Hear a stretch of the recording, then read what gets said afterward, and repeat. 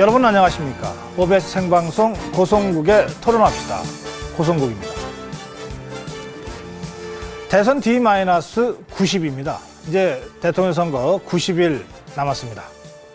박근혜, 문재인, 안철수 이 세 사람이 만들어내고 있는 대선 3파전, 이 대선 삼국지라고도 사람들이 부르기 시작했습니다. 이 대선 3파전의 초반전 오늘 집중적으로 짚어보겠습니다. OBS 생방송 고성국에 토론합시다. 안철수 교수가 출마 선언을 함으로써 이제 대선 3파전이 완성됐는데요. 그 전반전 중요 쟁점들 짚어드리겠습니다. 오늘도 OBS 생방송 고성국에 토론합시다. 시청자 참여 전화 열어놓고 시작합니다. 전화 032-670-6600, 032-670-6601 두 대의 전화로 지금부터 전화 주시기 바랍니다. 네, 100분 동안 함께 하실 분들 소개해 드리겠습니다. 네, 제 오른쪽에 새누리당 김재원 의원 나오셨습니다. 어서 오십시오. 예, 안녕하십니까. 그리고 제 왼쪽에는 민주통합당 윤후덕 의원 나오셨습니다. 어서 오십시오. 네, 안녕하십니까. 그리고 공감과 미디어 연구소 박상헌 소장 나오셨습니다. 네, 안녕하십니까. 어서 오십시오. 정치평론가 유창선 박사입니다. 어서 오십시오. 안녕하세요. 네, 밤늦게 출연해 주신 네 분께 감사 말씀 드리면서 저희들이 준비한 자료 화면부터 먼저 보겠습니다. 화면 주시죠. 새로운 대한민국을 반드시 만들겠습니다. 사람이 먼저 이 세상을 꼭 만들겠습니다. 저는 이제 이번 18대 대통령 선거에 출마하겠습니다. 일찌감치 대선 행보를 시작한 박근혜, 문재인 후보에 이어 19일 안철수 원장이 대선 출마를 공식 선언함으로써 3자 구도에 막이 올랐다. 국민 대통합 행보를 시작한 새누리당 박근혜 후보는 역사 인식 문제와 측근 비리 등이 불거지며 논란에 휩싸이고 있다. 민주통합당 문재인 후보는 민주통합당 대통령 후보 경선에서 일어났던 당내 갈등 해소와 친노 이미지 탈피의 과제가 남아있다. 무소속 안철수 후보는 정치 세력과 경험이 부족하다는 우려의 목소리가 높다. 또한 민주통합당과의 야권 단일화 문제는 여전히 안개 속이다. 89일 앞으로 다가온 제18대 대통령 선거. 남은 3개월여 동안 민심을 사로잡을 여야의 필승 전략은 있는가?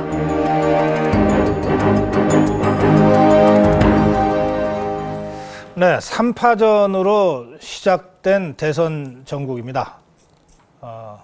현 전국을 어떻게 보고 계신지부터 좀 말씀 듣겠습니다. 김재원 의원님. 예. 일단 저희들로서는 참 굉장히 당황스러운 측면이 있죠. 네. 그러나 어쨌든 안철수 후보가 이제 출마 선언을 함으로써 결국 이 불확실성 이런 부분은 모두 이제 제거가 되고 네. 마지막 남은 불확실성이라는 건 이제 야당 후보 단일화가 이루어지느냐 뭐 그 정도는 남아 있지만 나머지 부분은 이제 그 상대가 정해졌기 때문에 그런 측면에서 일단 그 선거 과정 또는 이제 국민 여러분들께 어떻게 다가설 것인지 이런 것이 조금 더 분명해졌다고 생각합니다. 저희들은 이제 그동안에 참 국민 대통합 행보 또 더 나아가서 이제 국민 여러분들 삶에 직접 다가가는 여러 가지 그 생각을 갖고 시작을 했지만 최근에 이번에 역사인식 문제 또는 측근들의 어떤 일탈 행위 문제 이런 것이 불거지면서 상당히 공경에 처하거나 곤욕스러운 입장이 있지만 지금 지지율 좀 하락하고 있습니까? 하락했다는 그 보도가 계속 나오고 있습니다. 그리고 이것이 계속 하락한다면 저희들이 무슨 희망이 있겠습니까? 그런데 역시 또 우리는 또 우리 나름대로 정해진 어떤 정치 일정에 따라서 나가면서 꾸준히 또 국민들의 어떤 그 희망을 국민들에게 희망을 주고 대신 또 국민들의 어떤 지지를 얻어가는 이런 과정이 필요한데 이제 정기가 필요하지 않겠는가. 지금처럼 이렇게 계속 가서는 안 된다 이런 생각이 당 내외를 통해서 전부 다 일어나고 있기 때문에 좀 이 맞아야 될 매라면 차라리 빨리 맞고 이제 나갈 수 있는 그런 계기가 되지 않았는가 생각하고 있습니다. 조만간 반전의 계기를 잡을 것이다. 잡아야죠. 아, 잡아야 한다. 알겠습니다. 윤우덕 의원님은 지금 정국 어떻게 보고 계십니까? 참 저희 입장에서 힘들게 달려왔습니다. 지지율에서 상당히 그 한 자리 숫자까지 내려가는 그런 어려움에서 네. 이제 우리 당 경선을 통해서 13번을 내리 이제 승리를 하면서 어떻게 보면 큰 성과를 이룬 거죠. 네. 그 경선을 통해서 대통령 후보를 뽑는 민주당 경선에서는 사실은 좀 신기록을 세운 거라고 저희는 좀 생각을 합니다. 그 전에 이제 노무현 대통령 후보가 되셨을 때는 광주 전남에서 역전을 하면서 그 동력으로 이제 대통령까지 되셨는데 네. 이번 문재인 후보의 경우에는 13군데를 전부 전승을 하는 좀 새로운 기록을 세웠어요. 그 과정에서 저희가 느끼는 것은 민심의 도도한 흐름이 좀 있지 않나 이런 걸 느꼈고 네. 그것은 이제 새로운 정치, 새로운 시대를 열망하는 국민들의 바람이 우리 문재인 후보에게 좀 올렸고 또 관심이 집중됐다고 그렇게 생각을 합니다. 근데 문제는 여기까지는 좋았는데 14번째 승리와 15번째 승리가 연이어야 되죠. 그래서 이제 안철수 후보죠. 이제 안철수 후보의 벽을 넘어서야 되고 네. 또 진짜 본선에서 우리 박근혜 후보와 또 아주 유의미한 그런 경쟁을 해서 정권을 이제 저희는 이제 탈환하는 겁니다. 네. 그런 좀 좋은 성과가 있기를 끝까지 노력을 해 그 나가겠습니다. 문재인 후보가 박근혜, 안철수 이길 자신 없으면 나서지도 않았다. 그런 네. 발언을 하셨습니다. 예, 했죠. 어제 오늘 어제입니다. 네, 그래요. 예, 그만큼 저 자신 있다 이런 말씀이시네. 그 13연승을 하면서 우리 문재인 후보가 이제 느끼고 좀 강하게 피해를 받았다 그러죠. 이제 우리 젊은이들 얘기로 네. 이제 변화의 느낌을 이제 체감해 나가는 그런 과정이었어요. 예. 그리고 그게 뭐 모바일이라고 해서 당내에서 이견이 좀 있었지만 모바일이 사실은 국민이 참여하는 그런 이제 그 경선 방식이었고 그런 과정이었죠. 네. 그 과정에서 당원을 넘어서는 당심을 넘어서는 민심을 좀 확인했다고 그걸 할수 확인하면서 있고, 자신감도 더 예, 생기고. 상당한 예. 자신감을 알겠습니다. 확인하게 됐죠. 예. 자, 박상훈 소장 어떻게 보고 계십니까? 예, 뭐 어제 이제 그저께죠. 안철수 교수가 이제 드디어 등장을 했습니다. 등장을 했고 그다음에 이제 국립현충원을 방문하면서 소위 이제 중원을 급속도로 장악해 나가고 있고 이제 문재인 후보의 컨벤션 효과도 뭐 일정 정도 차단이 되는 것 같습니다. 근데 어쨌든 김재현 의원님하고 생각이 좀 다른 게 구도가 확실해진 게 아니고 여전히 불확실성 속에 이번 대선이 있다라고 저는 봅니다. 왜냐하면 뭐 저 생각입니다만 처음에 이제 문재인 후보가 되면서 이제 안철수 교수의 통 큰 양보, 아름다운 양보를 기대하는 듯 했지만 이제 안철수 교수가 쇄신과 국민의 동의를 전제로 해서 조금 이제 물리쳤지만 제가 보기에는 한 달간의 각자가 각자의 길을 가지만 결국은 하나로 합칠 수밖에 없는 구조이다라고 봤을 때 여전히 이 후보가 확정되지 않은 상태에서 박근혜 후보만 링에 올라와 있고 문재인 후보, 안철수 교수는 끊임없이 그 단일화 효과를 극대화하기 위한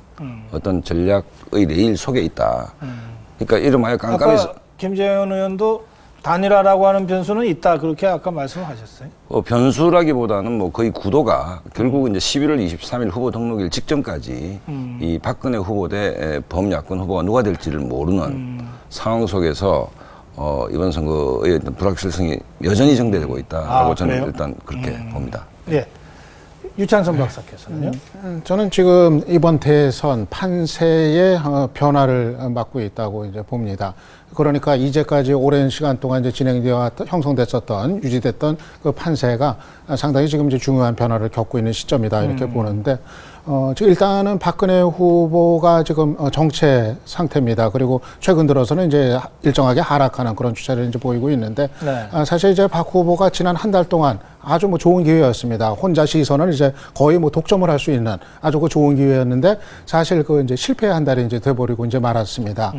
그렇기 때문에 이제는 지금 환경이 이제는 좀 나빠지는 게 국민들의 그 시선이 박 후보로부터 이제는 야권의 그 두 주자들 간의 경쟁 이쪽으로 이제 이동이 되는 상황이 이제 되게 돼버렸습니다. 여기서 이제 문재인 후보가 컨벤션 효과에 힘입어서 지금 지지율 뚜렷한 상승세를 보였고요.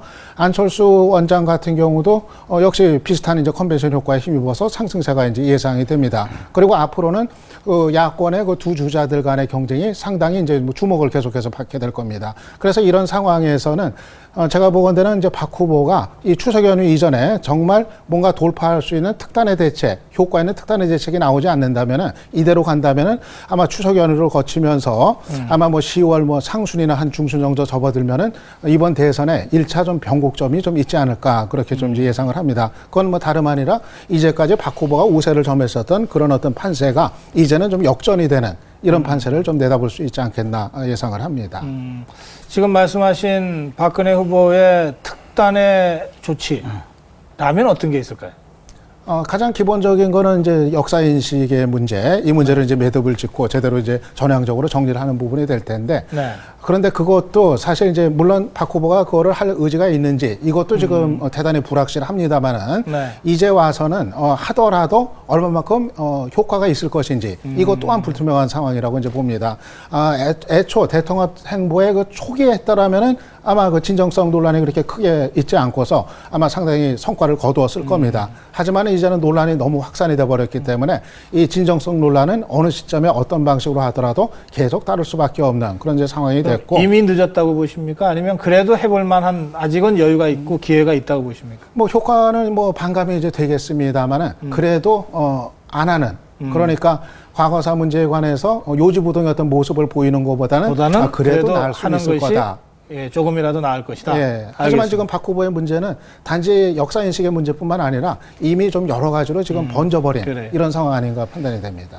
그 유창석 박사의 말씀을 김재현 의원한테 대한 질문으로 제가 드리겠습니다. 사실 이제 역사인식 문제 이렇게 이야기하면 우리 그 옆에서 돕는 입장에서도 굉장히 좀 그 이야기하기는 편하지만 정작 후보 본인의 문제는 이것이 자기 그 자신이 가장 그 어떻게 보면 가장 운명으로 생각하는 자신의 아버지인 박정희 전 대통령에 대한 어떤 공격의 하나의 그 과정이거든요. 그러니까 그 부분을 우리가 나서서 쉽게 이야기하는 것과 달리 후보는 굉장히 이 문제를 여러 가지로 많이 고려하고 생각하고 또 더 나아가서 그것이 이제 우리들 또는 이제 일반 국민들 또는 우리 정치평론가들, 정치에 관여하고 있는 또 뭐 반대자들이 이야기하는 당신 아버지를 극복해라, 당신 아버지를 넘어서라, 또는 더 나아가서 뭐 박정희 전 대통령을 아버지로서 볼 게 아니라 전직 대통령의 역대 대통령 중에 한 사람으로 봐라, 이렇게 이야기하는 것이 막상 후보 본인에게는 굉장히 좀 어려운 그런 측면이 있기 때문에 그 부분은 결국 이제 후보가 직접적으로 이 문제에 대해서 그 판단하고 선택해서 또 이제 가장 적절한 시기에 가장 적절한 방법으로 할 수밖에 없는 어떤 과제라고 생각합니다. 그리고 이것은 그러니까 한 번은 정리하고 넘어갈 문제다. 저는 이제 후보 스스로가 이 문제에 대해서는 자신이 가장 잘하리라고 봅니다. 그래서 이 문제는 나는 이 정도로서 충분히 정면 돌파하겠다, 그렇게 마음 먹고 간다면 저는 뭐 그것도 괜찮다고 봅니다.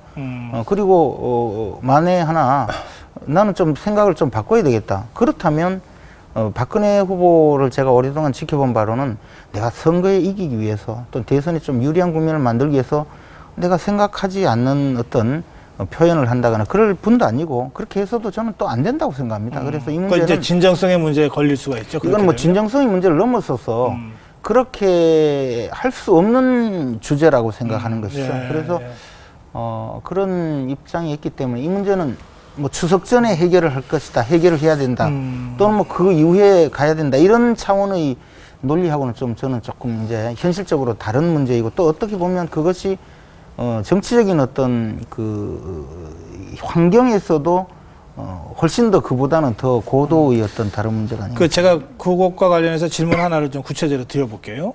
그러니까 혹시 박근혜 후보가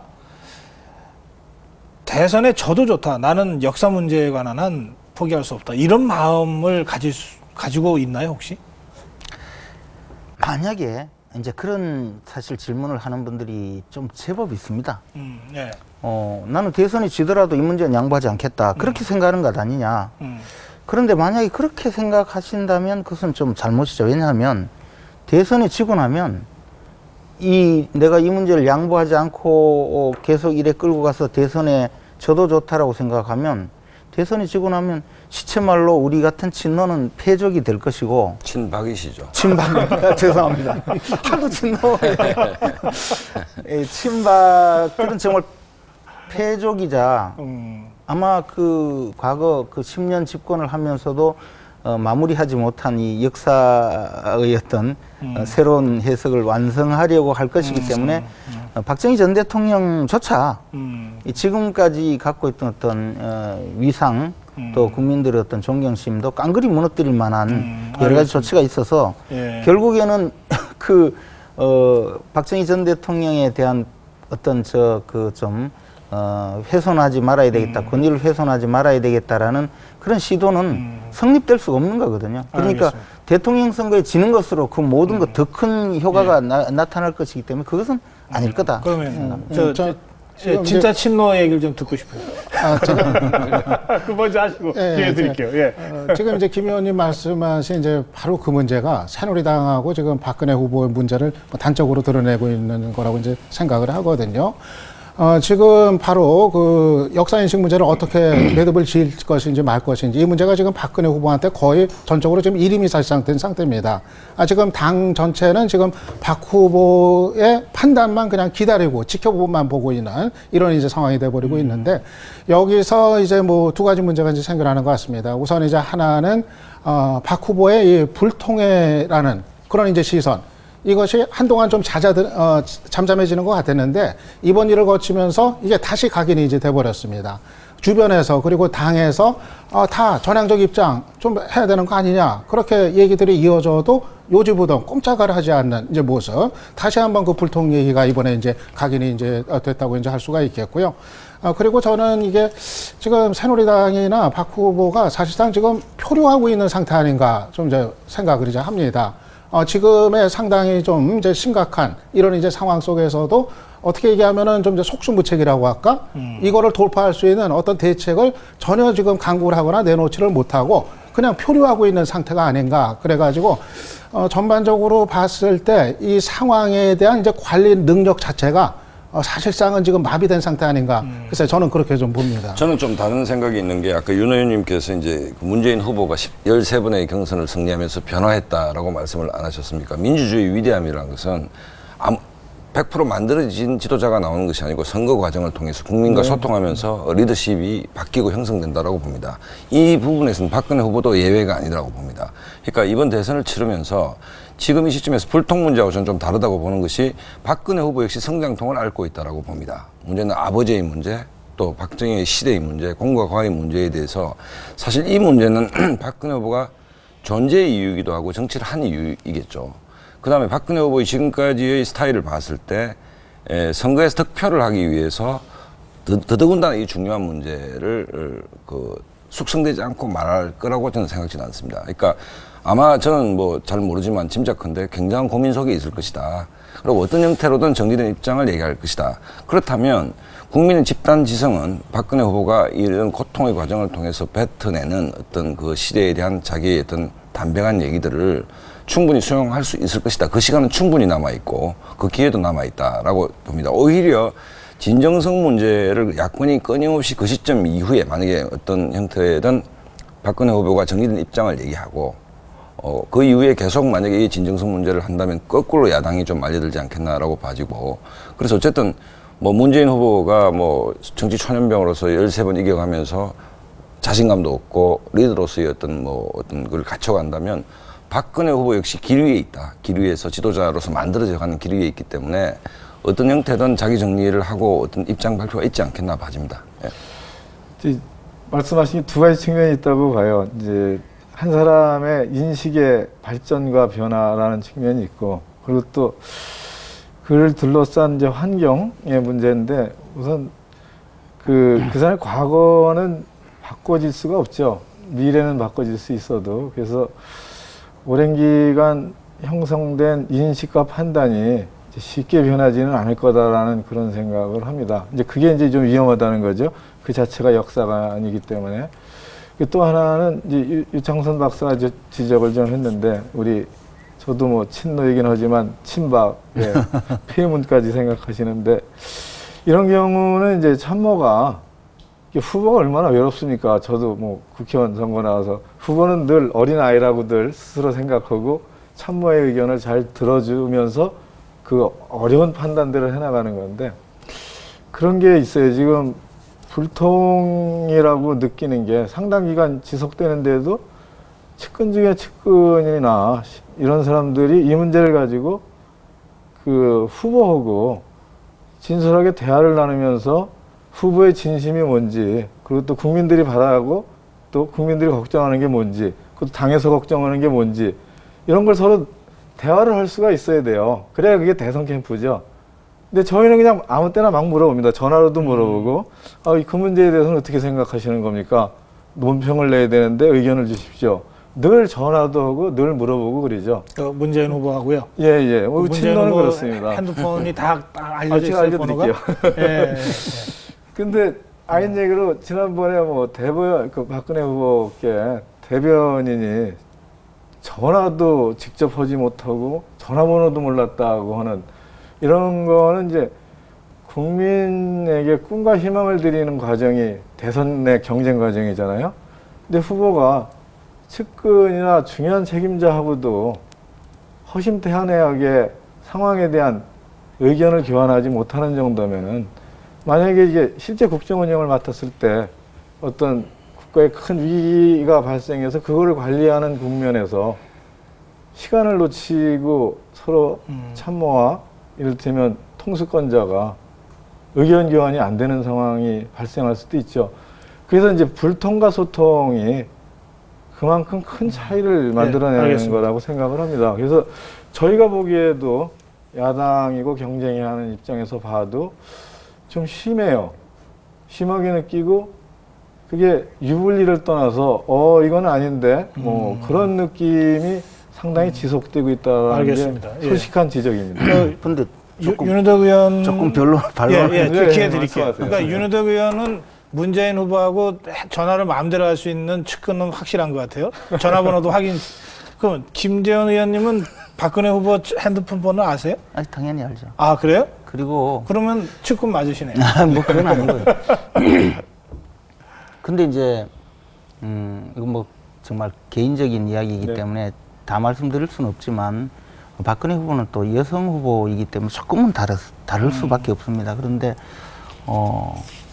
필요하면 밤늦게 댁으로 전화해서라도 직접 깨워서라도 통화를 하고 다 그러죠. 근데 이제 그렇지 않다고 불평하는 분들도 있는 건 압니다. 뭐 통화가 잘 안 된다, 연결이 잘 안 된다. 근데 이제 그런 것은 오히려 굉장히 부수적인 문제이거나 조금 다른 어떤 시각에서 이야기고 실제로 굉장히 아주 사소한 일까지 다 대화를 하고 다 진행했는데 지난번에는 아마 대변인 사이의 어떤 의사소통 과정 또는 더 나가서 그 중간에 전달하시는 분 이제 후보가 행사장에 들어가 있으면 연락이 안 되는 경우가 상당히 많기 때문에 어쩔 수 없이 이제 수행하는 분한테 물어보고 뭐 하는 과정이 조금 뭐 서로 잘못됐을 수 있고 한데 저는 불통이라고 이야기하면 참 그런 느낌을 갖는 분들이 많아진다는 것은 상당히 좀 걱정하고 있습니다. 그런데 이것이 이제 우리 정치의 어떤 하나의 뭐랄까요, 우리 정치권에서 이렇게 보여지고 있는 일반적인 행태와 박근혜 후보가 조금 다른 면모를 갖고 있거든요. 예를 들면 서양 사람, 미국 사람이나 제가 일본에도 잠시 근무해 보니까 일본 사람들조차도 직장 다니면서 퇴근하면 뭐 회식을 한다든가 이런 게 별로 없거든요. 다 그렇지 않습니까? 퇴근하면 바로 집으로 가서 가족들하고 지내는데 우리는 퇴근하고 나서 이후 생활이 더 중요하지 않습니까? 직장 생활에도 늘 뭐 누구 만나서 술 한잔하고 정치인들은 그게 더 심해요. 그죠? 그러면 박근혜 후보는 어떠냐면 저녁 때 뭐 저 소주라도 한잔하고 뭐 어깨동무라도 하고 같이 노래방에서 노래라도 하고 이런 생활에서는 조금 좀 거리가 있는 분이거든요. 그러다 보니까 이제 그런 데 익숙한 어떤 정치 문화에서는 약간 좀 거리가 있고, 또 하나는 과거 우리 정치권 아마 그 친노들도 그렇습니까?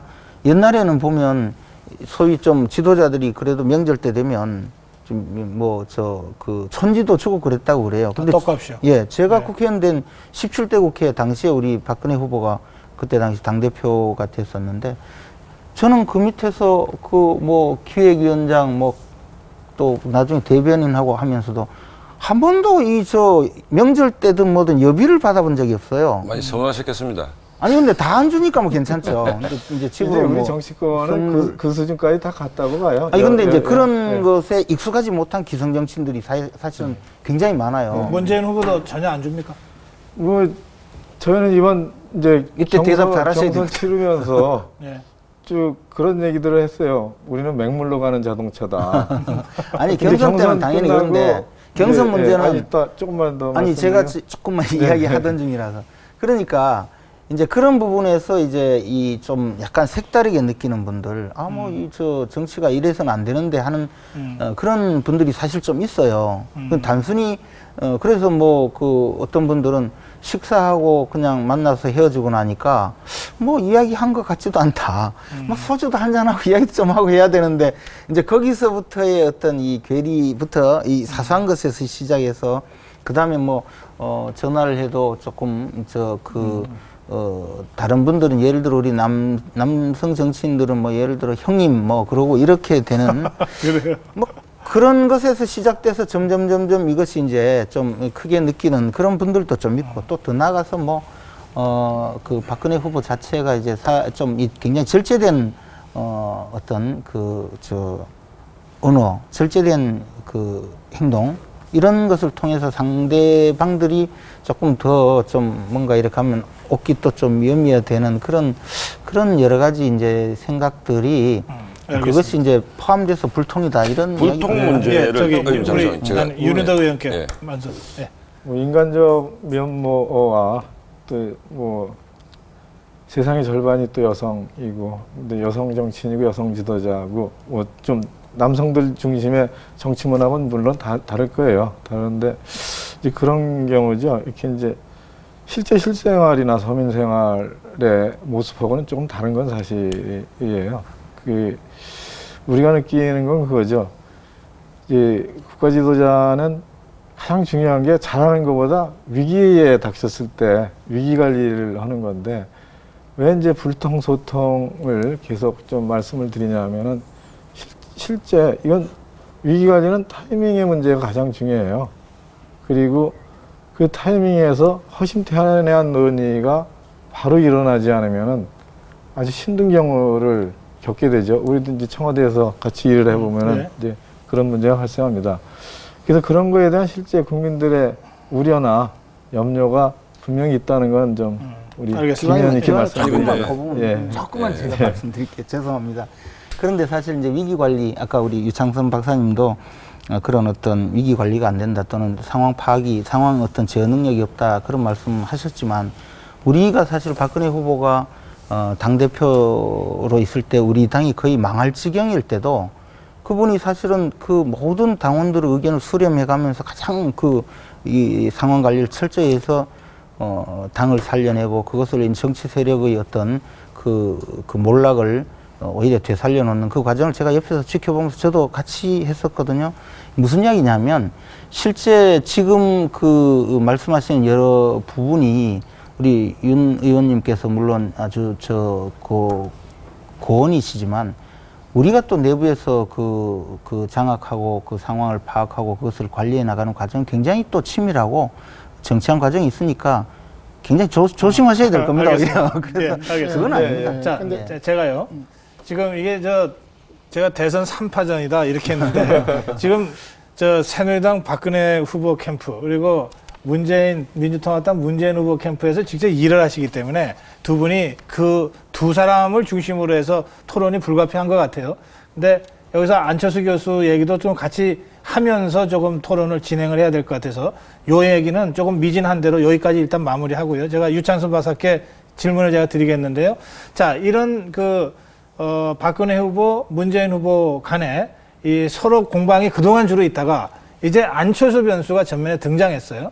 그래서 어제 그저께죠, 이제 날짜로 안철수 교수의 선언과 맞으면 끝까지 간다고 하는 의지를 여러 차례 강하게 피력을 했기 때문에 단일화보다는 오히려 독자 출마 쪽 아니냐 이런 해석까지 놓고 있는데 그 부분이 갖는 의미 또 앞으로 우리 대선 구도에 미칠 영향에 대해서 먼저 좀 말씀을 해주시고 토론을 좀 들어갔으면 좋겠습니다. 저는 뭐 후보 단일화는 막판에 이루어진다 그렇게 이제 전망을 합니다. 이번 기자회견에서 안 원장이 뭐 후보 단일화 문제에 관해서 언급을 안 한 거는 뭐 예상했던 상황이었다고 이제 봅니다. 뭐 안 원장의 입장에서는 지금 막 이제 시작을 하는데 후보 단일화라는 그 결론을 미리 던져버리고 그러고 나면 자신의 어떤 운신의 폭이 없어지고 모든 관심이 이제 후보 단일화 문제로 집중이 되니까 자기로서는 뭐 자기의 행보를 제대로 보일 기회가 없으니까 그 문제는 정말 최종적인 뭐 상황까지는 좀 미뤄두는 게 맞다 전략적으로 그렇게 이제 생각이 이제 됩니다.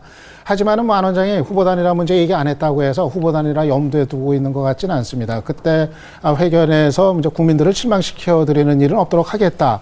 바로 이제 그 대목 같은 경우가 바로 결국 이제 그런 의미라고 이제 해석이 이제 되는데요. 뭐 두 가지 원칙 얘기하지 않았습니까? 하나는 이제 정치권의 진정한 변화와 혁신 그리고 국민의 동의. 이게 이제 뭐냐면은 결국은 민주당의 혁신을 하나는 이제 주문을 한 거고 두 번째는 자기들이 먼저 나서서 후보 단일화 그냥 두 사람이서 결정하는 게 아니라 그러니까 국민 여론이 아름다운 단판은 없다는 거죠? 그렇죠? 다른 당 아름다운 단판. 아름다운 단판. 예, 아니요, 그 방식은 유동적이라고 저는 그 이제 방식까지 봅니다. 열어놓고. 예, 그렇습니다. 물론 앞으로 이제 지지율 추이에 따라서 두 사람 사이의 어떤 지지율 격차가 상당히 뭐 현격하게 벌어지면은 그때는 좀 자연스럽게 이른바 뭐 단판을 통한 한쪽의 양보 이게 가능할 수도 있을 것 같고요. 네. 그렇지 않고 지지율 격차가 상당히 근접해 있다. 이럴 네. 경우는 역시 경쟁의 원리. 그러니까 여론조사든 아니면 여론조사 플러스 뭐 선거인단 경선이든 알겠습니다. 이런 네. 방식으로 되기 때문에 이거는 그때 상황에 따라서 방법은 유동적이 될 텐데 네. 아마 그 시점은 결국 막판이 되지 않겠는가. 아까 얘기한 안 원장 입장에서도 그 두 가지 원칙에 대한 어떤 확인 이거가 명분이 돼야 되기 때문에 아마 그거는 결국은 한 11월 한 중순 뭐 네. 늦어지면 뭐 한 11월 20일 뭐 전후한 시점 이렇게 또까지도 갈 수 있지 않을까 후보 등록일이 11월 23일부터죠. 그러니까 그 직전까지 시간이 끌릴 수도 있다. 그런 점만 하셨고요. 박상수.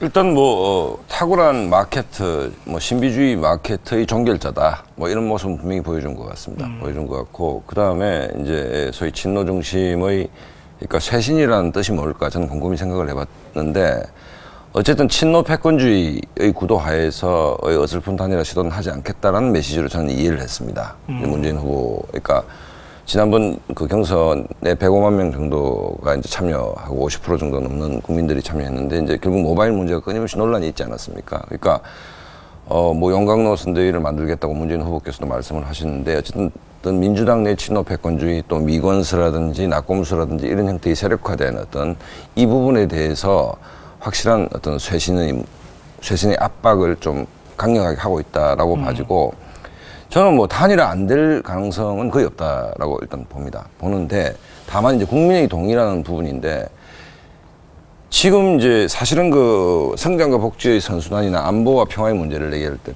그 안철수 교수가 약간 우클릭을 했거든요. 그 다음에 현충원을 방문했을 때도 이성만 박정희 쪽 이렇게 한 부분이 있고 문재인 후보가 차별성을 강조를 했는데 국민의 동의라는 부분은 그러니까 야권이 선거 때마다 이제 예를 들어서 야권 통합 그러니까 구조적으로는 범야를 포괄하는 정당이 없죠, 지금. 민주당이 포괄하고 있지 못하고 범야의 커녕 정도 역할은 할 수 있겠지만 끊임없이 당을 이제 깼다 부쉈다 하는 과정인데 여기서 국민의 동의가 뭔가? 원칙이 있는 단일화야겠죠, 원칙. 그거는 정책 아젠다라든지 노선 문제에서 원칙이 있는 그 단일화야 되는데 그 원칙을 어느 정도 만들어낼 수 있을까에 대해서 저는 조금 뭐 그래 간단치 않은 문제일 것이다. 지금 박상수 소장이나 유창순 박사가 두 사람이 단일화할 가능성에 좀 비중을 두고 토론을 두 분 다 하셨어요. 네. 그래서 제가 이렇게 여쭤볼게요. 하면은 누가 최종 후보가 될 것 같아요? 저는 아마 팽팽한 상황 예상을 하고 있습니다. 누가 될지 지금으로서 단언하기가 어려운. 문재인 후보가 상당히 유리하다고 보는 것이 왜 그런 거예요? 안철수 교수가 지금 뭐 일단 이미지가 있는 것이지 구체적으로 누구랑 어떤 아젠다를 가지고 하겠다는 얘기를 한 적은 없습니다. 그날 기자회견장에서도. 그러면 앞으로 이제 그 내공이 드러나겠죠. 정치 지도자로서의 내공이 드러나는데 저는 그 대략 거명되는 지금 분들, 안철수 교수와 함께하는 분들, 그 다음에 총론적으로 아름다운 말씀은 안철수 교수가 하시지만 구체적인 콘텐츠에 들어갔을 때는 당을 배경으로 하는 문재인 후보에 비해서 밀릴 수밖에 없다. 저는 이렇게 봅니다. 그 윤호덕 의원께요. 아까 그 유창순 박사가 쭉 설명하면서 민주통합당의 쇄신을 전제 조건으로 내걸었잖아요. 그죠? 그러면 민주통합당이 이제 대답을 해야 되잖아요. 단일화 하려면 그게 어떤 형태의 대답이 가능할까요? 그 두 가지 이제 화제가 됐죠. 정치권의 혁신 그리고 국민의 동의가 이루어지면 이제 그 이루어지는 시점이 이제 단일화 시점이다라고 안철수 후보는 그렇게 이제 자기 의견을 제시한 거잖아요.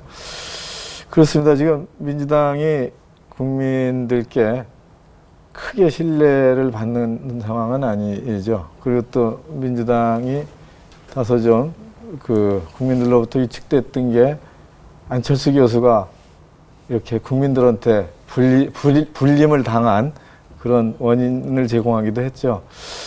민주당이 더 국민들 지지를 더 받아내야 됩니다. 그리고 또 쇄신을 해야 되고, 우선 우리 문재인 후보가 제시한 방안은 이제 대선 기획단을 우선 꾸렸습니다. 6분으로 꾸렸는데, 뭐 친노 패권주의에 해당하는 사람은 한 사람도 없고, 또 상당히 폭넓은 그런 이제 기획단을 보여줬고, 그 대선 기획단으로 선임한 6분을 중심으로 선거를 치르는 것을 이미 이제 선언을 하셨어요. 네. 당내에.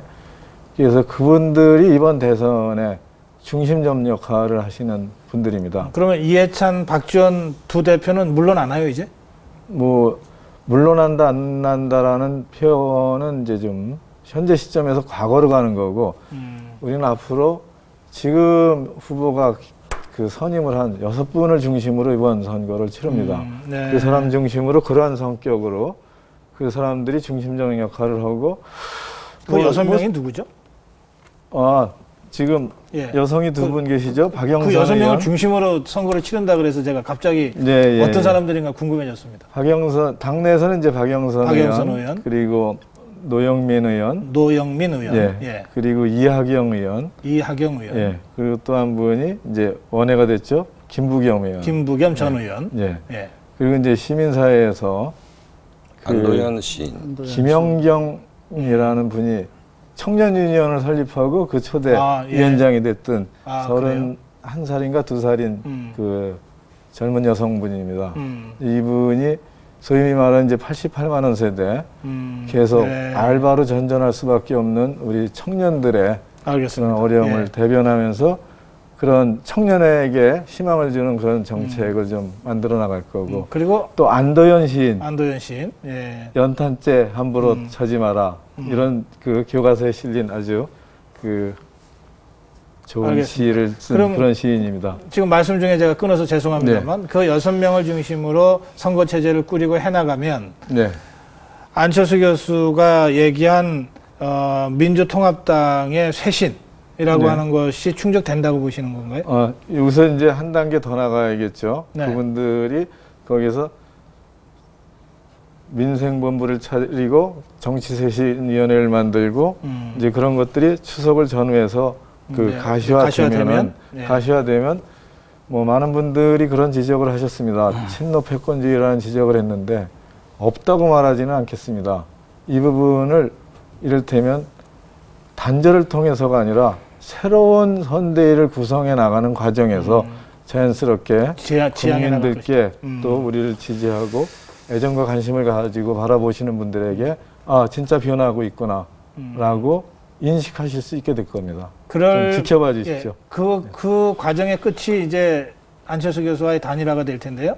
그러면은 문재인 후보가 이긴다고 확신하고 계시는 겁니까? 우선 안철수 후보를 이기는 거가 목표는 아니죠. 이제 박근혜 후보를 이겨야 되는데 저는 단일화가 되면은 어느 분이 나셔도 이길 수 있다고 그렇게 생각을 합니다. 네. 지금 시점이 새로운 시대를 갈망을 하고 또 변화를 갈망하는 그러한 국민적 욕구가 야권이 단일화된다면 충분히 정권 교체를 이룰 수 있는 시점까지 왔다고 판단을 합니다. 누가 단일 후보가 되건 이길 수 있다면 양보할 수도 있다는 뜻인가요? 아니요. 제가 이제 비서실장으로 문재인 후보를 거의 이제 24시간 같이 생활을 2달, 이제 3달째 해오고 있는데, 우리 문재인 후보 참 좋은 사람입니다. 참 정직하고 정의로운 사람입니다. 아마 국민들의 시선이 이런 문재인 후보에게 네. 제가 보증을 합니다. 문재인 후보에게 더 시선이 가고 더 손이 갈 거라고 그렇게 생각합니다. 이렇게 세 분으로부터 단일화에 대한 말씀을 쭉 들어봤어요. 어떻게 보십니까? 이 야권 단일화에 대한 박근혜 후보 측의 입장은 어떤 겁니까? 일단 저 단일 후보가 누가 되든 야권 단일화가 되면 저희들이 굉장히 어려운 싸움을 해야 되겠죠. 그런데 이제 지금 두 분들이 그 뭐 민주당은 민주당대로 양보할 수 없는 지금 상황이 있고, 정통 야당 세력으로 그냥 뭐 양보라는 게 있을 수가 없는 일이고, 또 안철수 교수도 지금 저렇게 그냥 한번 시작한 것을 그냥 지난번 박원순 서울시장 문제 때처럼 그렇게 넘어갈 수 있는 상황은 아니기 때문에 아마 이른바 그 치킨 게임처럼 그 차를 몰고 서로 양 맞은편에서 전속으로 달려오면서 핸들을 먼저 꺾는 사람이 지는 그런 치킨 게임을 하는 정도로 끝까지 가지 않을까 그렇게 생각합니다. 근데 그렇게 됐을 때 그런 후보 단일화의 어떤 그 소위 시너지 효과, 이 후보 단일화를 통해서 국민들이 그 박수를 치는 것만큼 또 그 과정을 두 분들에 대해서 다 실망하는 계기도 좀 있으리라고 봅니다. 말씀하셨다시피 네. 문재인 후보 지금 굉장히 선한 그런 모습이고, 또 안철수 교수 어린 왕자와 같은 그런 성자와 같은 모습이지만, 또 두 분들이 이제 본격적으로 어떤 경쟁을 할 때는 반드시 그런 모습만으로 할 수는 없는 것이 또 정치거든요. 그런 과정을 거칠 것이라고 생각하는데, 저는 이제 안철수 후보가 이 쇄신과 변화를 요구했는데, 그 중에 하나가 저는 바로 어제 오늘 그 안철수 교수의 어떤 안철수 후보의 그 행보와 관련해서 본다면 상당한 그 메시지가 있다고 봅니다. 문재인 후보는 국립묘지에 가서, 현충원에 가서 김대중 대통령의 그 묘소를 참배하고 나오면서 가해자가 진심으로 사과를 할 때 비로소 참배를 하겠다. 박 대통령 묘소에 참배하기 위해서는 가해자가 진심으로 사과를 해라, 이런 조건을 달았는데, 그것은 우리나라 전 국민의 대충 한 반 정도 되는 전 국민을 가해자로 몰아내는, 그리고 자신들을 피해자로 몰아내는 그런 아주 증오에 가득 찬 역사관이었다. 저는 그런 생각을 떨쳐버릴 수 없었습니다. 또 하나는 우리 이 근대화 이후, 해방 이후 우리나라가 근대화, 산업화, 그리고 민주화, 이 선진화를 목전에 둔 이 역사 중에서 근대화 과정에 나섰던, 이 산업화 과정에 나섰던 수많은 사람들을 가해자 내지 적으로 돌리는 그런, 아직까지 그런 진영 논리에 휩싸인 저 행태를 봤을 때 이것이 바로 쇄신을 해야 되는 어떤 그 본 모습이 아닌가. 마찬가지로 안철수 교수는 이승만, 박정희, 김대중 전 대통령을 참배하고, 심지어 이제 박태준 그 전 포철 회장 묘소를 참배하면서 이제 일종의 그런 과거와의 어떤 과거에 대한 어떤 자신의 그 예. 감정을 드러냈는데, 그것은 뭐 민주당이 아마 극복해야 될 또 다른 과제가 아닌가 그런 생각이 이런 듭니다. 반론을 드려야 되겠어요. 예. 이제 뭐 이런 생각을 합니다. 저는 그 우리 문재인 후보가 사과를 이제 전제로 했다라는 거는 이제 한 분의 특정한 부분에 대한 역사인식, 그러니까 5.16과 유신, 그리고 또 이제 인혁당 그 재판에 대한 그 잘못된 인식, 이 부분에 대한 부분을 바로잡고 사과를 해야 한다라는 문제를 지적한 거이지, 이를테면 박정희 대통령님이나 또 박근혜 후보를 지지하고 좋아하는 사람들의 전체에 대해서 사과를 하거나 또 이래야 된다라고 한 거는 아닙니다. 이제 제가 제 말씀만 한 말씀만 더 드리면 이를테면 그거죠. 그러니까 박근혜 후보께서 그 표현을 하시고 의견을 주신 그 부분이 그거를 다 새누리당이나 박근혜 후보를 지지하시는 분들이 동의하거나 그러는 건 이제 아니죠. 그리고 제가 한 말씀만 더 여쭤볼게요. 아니 이제 그 부분에 대한 잘못된 부분을 지적하고 고쳤으면 하는 그런 문제 제기를 한 거지. 아니 그러니까 그거를 그에 대해서 제가 조금 여쭤볼게요. 이게 우리가 이제 그거잖아요. 이게 초등학교 때 천군백군 논아져서 이제 체육대회를 합니다. 그리고 그게 끝나면 들어가서 담임 선생님한테 종례를 받고 집에를 가죠. 그래서 이 경쟁의 과정은 그런 거지. 그게 이를테면 뭐 적대심과 증오감을 증폭시키면서 같은 국민 아닙니까, 사실? 네. 그런 걸로 그러니까 봐야지. 그거를 지금 말씀하셨듯이 증오를 확대하거나 이런 건 아니죠. 일단 질문 한번 들어보죠. 그러니까 근데 그렇게 그런 게 지극히 더 당연한 말씀이고 또 그랬으면 하는데 문재인 후보가 그 경기도 또 서울 그 대의원 대회 때 그 연설을 하면서 이런 그 연설을 했거든요. 아주 그 강력하게 지금 현재 5.16 쿠데타 세력과 유신 독재의 추종 세력들이 이 나라에 아직도 주류 세력으로 자리매김하고 있는 것이 두렵지 않느냐. 그런 이야기를. 그건 맞는 근데 그렇게 이야기하면서 새누리당은 과거 공화당, 민정당. 그래서 제 이야기는 뭐냐면,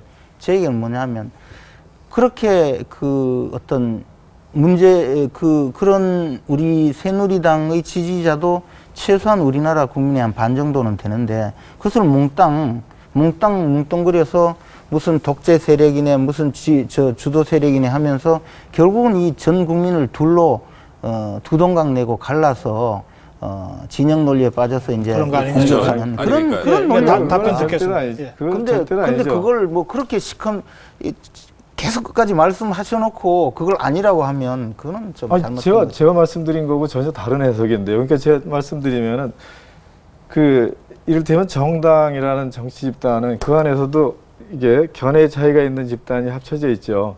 예? 그리고 지금 제가 말씀드린 거는 5.16과 유신 독재 그리고 인혁당의 문제였다라는 것을 좀 분명히 말씀드리고 이 부분에 대한 것이 박근혜 후보께서 말씀하시고 당에서도 이 부분에 대한 것을 좀 달리 국민들께 얘기하고 싶어 하잖아요.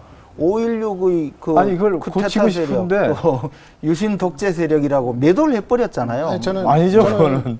예를 들어서 지금 이제 박정희 전 대통령 묘역을 이제 참배를 하는 문제 같은 거 지금 뭐 범야권 주자 중에서도 뭐 문재인 후보는 이제 안 하고 또 안철수 원장은 이제 하고 뭐 이런 차이가 있단 말입니다.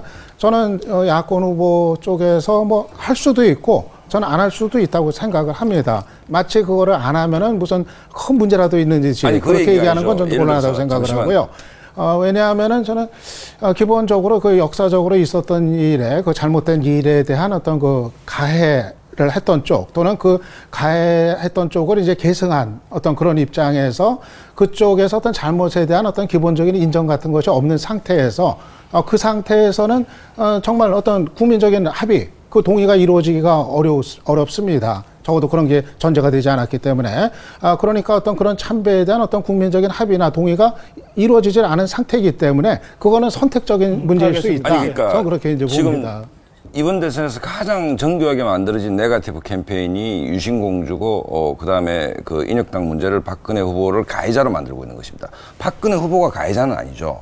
역사관을 묻는 것이지 유신공주고 인혁당이나 유신의 책임이 박근혜 후보에게 있는 것은 아니죠. 물론 그렇죠. 근데 지금 결과적으로 박근혜 후보가 갇힌 부분이 있습니다만은 교묘한 낙인찍기에 걸려드는 부분이 있습니다. 그러니까 계속 공격을 하는 것은 문재인 후보 말씀을 그대로 하면 박근혜 후보는 민주화에 기여한 바가 손톱한 것도 없다.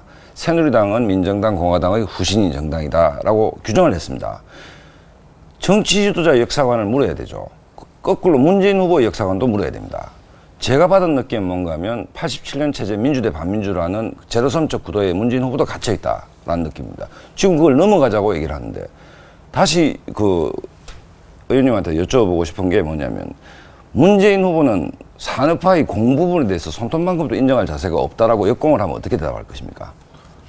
아니 산업화의 공에 대해서 그러니까 문재인 후보가 박근혜 후보가 민주에 기여한 바가 손톱만큼도 없다 했는데 예. 지금 현재 새누리당이 어쨌든 제1당 아닙니까? 지난번 총선에서 민주당이 패배했다 아닙니까? 그럼 새누리당을 지지한 국민들이 민정당을 지지한 것입니까? 그건 아니죠. 아니죠.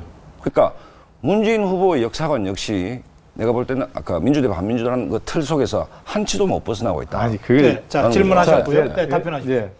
이를테면 정당은 법통을 이어받아서 여기까지 왔죠. 그 아까 우리 정선 박사 말씀대로 민정당에서 현재 정당까지 온 겁니다. 그리고 그 정당 시절에 그 이를테면 했던 일, 그 차떼기 정당이라는 게 계속 그 극복하려고 그 당에서도 새누리당에서도 계속 노력을 하잖아요. 그래서 그 정당에 기본적으로 가지고 있는 국민들의 인식이나 이를테면 공과는 그대로 이어지는 거고, 그리고 아까 말씀하셨듯이 민주대 반민주 구도라는 거는 그 당시까지는 그게 과제였죠. 87년 체제까지는. 그렇죠. 그리고 지금까지 20년이 왔습니다. 그 구도에 갇혀 있을 사람은 없죠. 문제는 그겁니다. 제가 지적한 5.18 문제나 5.16 문제나 유신 문제는 인식의 문제를 지적한 거지 그 이후에 발전이 없었다라는 걸 지적하고 그 전으로 돌아가 있다고 지적한 건 아니죠. 그리고 박근혜 후보한테 지금 뭐 과거 일들에 대해서 직접 책임을 지라 이런 얘기를 지금 이제 하는 건 아니거든요. 그러니까 이제 이 얘기가 이제 자꾸 나오는 게 박근혜 후보가 지금 과거사에 있었던 그 잘못된 부분들에 대해서 아버지 시대에 있었던 그거를 잘못으로 인정을 하지 않으니까 지금 이 문제가 지금 제기가 이제 되는 겁니다. 그러면서 한편으로는 박 후보는 얘기를 하고 있거든요. 아버지의 얘기를. 안 하면 모르겠지만은 뭐 불가피한 최선의 선택이었다. 또 유신 때 노심초사하는 거를 봤다. 이런 아버지 얘기를 하고 있습니다. 그러니까 이거를 지금 옹호를 하고 또 불가피한 그 선택이라고 얘기를 이제 하고 있는데 왜 우리가 갖고 있는 상식적인 어떤 역사관에 비춰봤을 때 기본적인 잘못을 인정하지 않느냐. 이 얘기를 지금 이제 하고 있는 거고요. 아니, 근데 그러니까 최소한 지금 박 후보가 지금 말씀이 다 좋으신데요. 아니 왜 인정하지 않는다라는 것으로 또 낙인을 찍고 계속 분명히 과거에 잘못된 부분에 대해서 사과를 하는 마음도 있었고 그런 표현을 수없이 했는데도 지금 박 후보가 계속적으로 지금 말씀하시듯이 다릅니다. 계속적으로 그러니까 당신은 있는데요. 계속 당신 아버지 잘못했다는 걸 자백하라. 또 해라 계속 그러고 있잖아요. 제가 분명히 말씀을 드릴게요. 지금 박 후보가 지금 계속해서 얘기하고 있는 거는 그 피해자들의 한정이 된 위로의 지금 이제 얘기입니다. 계속해서 반복이 되고 있는 거는 중요한 거는 그거를 낳은 그 역사적인 그 상황들, 그 사건들. 바로 그 부분에 대해서는 지금 성찰의 그런 입장을 내놓지 않고 있거든요. 그것의 잘못을 인정하지 얼마나 않고. 내놓아야 그러니까 됩니까? 아주 그 제한된 그 특정한 사람들에 대한 어떤 위로의 얘기만 하는 걸 가지고 그 역사적인 사건들에 대한 잘못을 인정했다. 이렇게 받아들이기 어렵다는 거죠. 거죠. 그건 일리가 있다고 보고 이 교묘한 언어의 장난을 치고 있다라고 보는 게 문재인 후보께서 뭐라고 하셨는가 하면 가해자가 반성하는 그거 없이는 박정희 전 대통령이 역을 참배할 수 없다. 자, 가해자의 반성, 그다음에 박근혜 후보의 반성, 박근혜 후보의 가해자 이렇게 이미지가 연결되는 거 아닙니까? 그건 아니죠. 그러니까 박근혜 후보의 역사관을 물어야 되는 것이고 그다음에 정당 문제를 윤 의원님 말씀을 하셨는데 공화당, 민정당, 뭐 새누리당이다. 야권은 정당이 제가 이런 얘기 참 어디 좀 별로 안 하려고 했는데 88년 이해찬 우리 대표께서 평화민주당으로 국회의원이 되십니다. 13대. 92년 민주당으로 되십니다. 96년 새정치국민회의로 되십니다. 2000년 새천년 민주당으로 됩니다. 2004년 열린 우리당으로 되고 지금은 민주통합당으로 되십니다. 그럼 이 야권의 정당의 역사는 도대체 뭡니까? 그 다음에 그 야권대 통합 얘기를 하셨는데 지난번 총선에서 무분별한 야권 통합의 결과가 뭐였습니까? 종북 의원들 지금 이석기 김재현 의원 그 결과를 그들이 자력의 자기 힘으로 국회의원이 됐습니까? 야권 통합의 결과로 됐습니다. 거기에 대한 반성과 그런 건 하나도 없습니다. 그러면 선거에 이기기 위해서 당을 매일 만들고 부수고 하는 것은 이게 민주적 방식입니까? 그렇지 않습니까? 새누리당이 과거에 부담까지 안고 있다라고 비판을 한다면 야당의 역사는 도대체 뭔지 이게 대의제를 하는 정당의 자세인지. 그다음에 극단적으로 말씀을 드리면 안철수 교수가 예를 들어서 페이퍼 컴퍼니 형태의 당을 만든다면 11월 23일 날 민주통합당 이름으로 후보가 나올지 안 나올지도 사실은 지금까지 이 패턴을 보면 불확실합니다.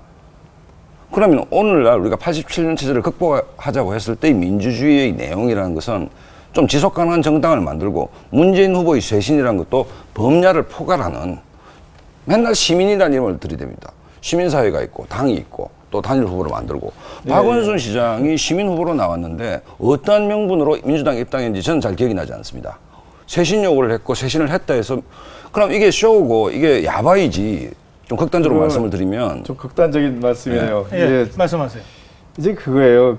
이제 야당이 당명을 바꾸고 끊임없이 이제 수혈을 해서 이제 여기까지 왔습니다. 그건 맞아요. 근데 지금의 여당의 정당 변천사는 사실은 역사적 책임을 져야 하는 사건을 저지른 그런 정권에서 국민에게 큰 불평과 불행을 줬던 그런 전철 때문에 문제를 제기하는 것이죠.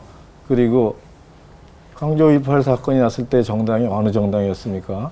그리고 이를테면은 국민이 직접 대통령을 뽑아야 되는데 뽑지 못하게 만든 헌법을 만들었던 정당, 그런 잘못된 유산을 가지고 있는 정당이기 때문에 문제 제기를 하는 거죠. 그 야당이 그렇게 당명이 바뀌고 변천을 한 거는 이를테면 여당과 선거에 있어서 바른 지적입니다. 선거에서 시민 세력이나 또 다른 수혈을 하려고 또 다른 민주주의를 함께하는 사람들과 몸을 불리려고 그런 것을 했죠. 그리고 지난번에 야권 통합을 하면서 지난 총선에서 사후에 발생한 문제에 우리가 통합을 진행했을 때는 그런 일은 사실은 몰랐고 있을 수도 없었던 일이었죠. 그게 이제 사후에 드러나고 그 당이 이제 분당되는 시점까지 왔는데 저희 입장도 분명합니다. 그런 과오가 있는 부분에 대해서는 저희도 분명히 지적을 하고 그렇게 해서 의원이 된 분들에 대해서 새누리당하고 함께 문제 제기를 분명히 했죠. 그런 사후에 확인된 부분은 분명히 시정 조치를 하고 있습니다. 하나는 제가 보기에 아까 말씀하신 제가 보기에 짧은 얘기를 해서 지금 말씀하시는 말씀 취지 다 제가 충분히 이해를 하고 또 이제 우리가 이 토론을 하면서 굉장히 좋은 말씀 많이 들었고 한데 제가 이래 듣다가 보니까 느끼는 게 왜 안철수 후보 같은 분에게 국민들이 그렇게 많은 지지를 하는가 하는 생각이 문득 들었습니다. 사실 토론을 처음 시작하면서 저는 이제 계속적으로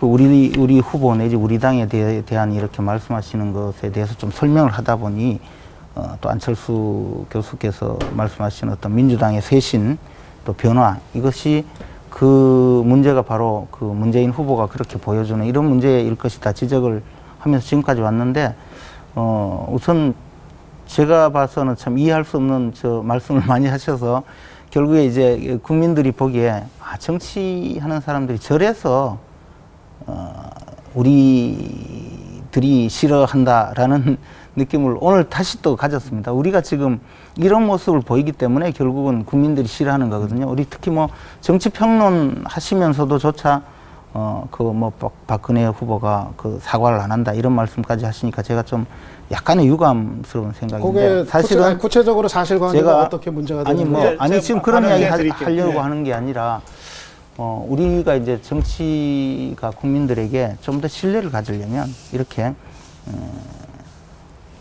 좀 우리 스스로를 돌아보고 또는 우리 스스로 고쳐야 될 것은 고치고 국민들에게 좀 희망을 줘야 될 텐데 지금은 서로 상대방 눈에 있는 티끌을 찾아내기에 너무 급급한 것 아니냐 그런 지금 생각입니다. 그런데 저는 다만 아까 말씀드린 것이 뭐냐 하면 우리가 이제 이 노무현 대통령 시절에 노무현 대통령이 굉장히 정치적인 업적이 많고 또 어떤 정치 개혁이라든가 국민의 어떤 국민들에게 이 권위를 좀 타파하는 이런 모습을 보여준 아주 좋은 정치를 했음에도 불구하고 제가 그때 국회의원 시절에 느낀 것은 너무 편가르기를 해서 국민을 너무 이분법적으로 갈라서 내 편이 아닌 사람들은 가해자.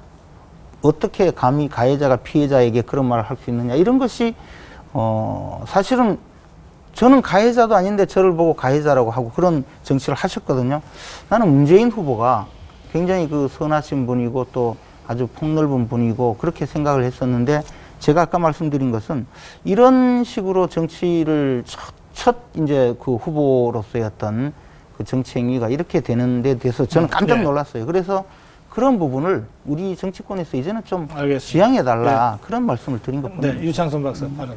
저는 지금 이제 말씀하신 거를 들으니까는 이 박 후보 쪽에 그 이제 지금 역사인식 논란에 대한 글쎄 뭐 이제 죄송합니다. 제 표현입니다만은 이제 좀 둔감증 같은 거 이런 그런 거를 이제 좀 이제 느끼게 되는데요. 글쎄 이제 우리 그 역사에서 대단히 그 아팠었던 어두웠던 그 시절에 그 대단히 중대한 이제 사건들 이것의 진상을 밝히고 책임의 소재를 일단 역사적인 차원에서 기록을 하자. 이런 것이 왜 이것이 이분법으로 매도가 돼야 되는지 저는 일단 이제 그거를 이제 말씀을 이제 드리고요. 그리고 저는 이게 좀 뭔가 좀 뒤바뀌었다는 이제 생각이 이제 듭니다.